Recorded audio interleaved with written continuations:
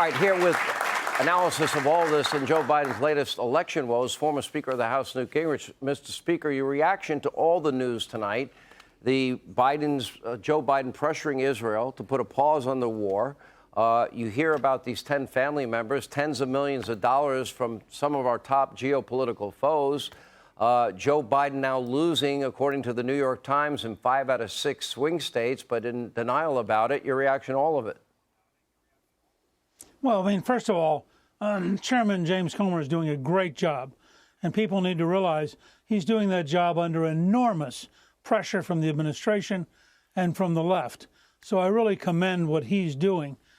Second, I have to tell you, as I listened to him describe the $30 million, I was reminded of the scene in The Pink Panther, where Peter Sellers, as a detective, is on the stand, and the prosecutor says, "On your salary, how could your wife buy all of these things?" And he says, "Well, she was really good with the kitchen budget." What you have here is so clearly, visibly, a bunch of people who are crooks. I mean, this isn't a complicated case. Joe Biden and his family are collectively the Sopranos of New Jersey, of Delaware. They're clearly crooks, and you have to start with that. The minute you say to yourself, could this be an episode of The Sopranos, it all falls into place. So that's the part of it. The other part here, which I think is frightening, is Andy McCarthy, who's a very serious former federal prosecutor, wrote recently, "We're going to have to come to grips with the fact that we have a Chinese communist agent in the White House, the president." Now, I don't know, agent's too strong a word. You clearly have in Joe Biden a person who, by any reasonable standard, was corrupted by a series of our enemies.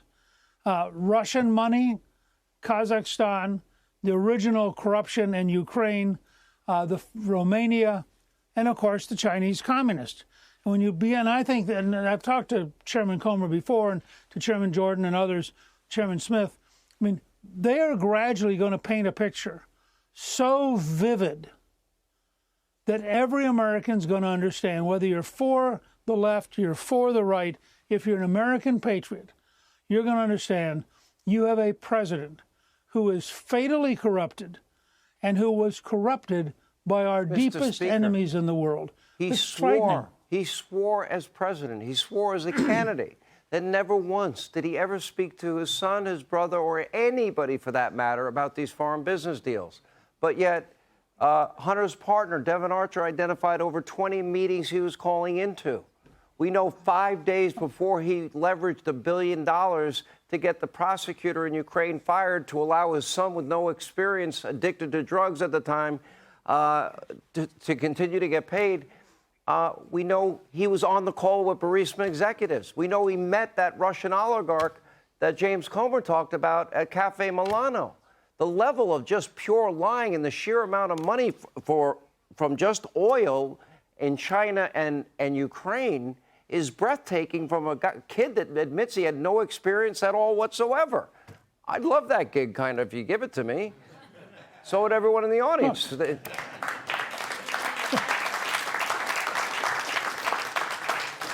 Well, first of all, you may remember, Sean, a few years ago, we had a terrorist picked up who had parked a bomb in Times Square, which luckily did not go off.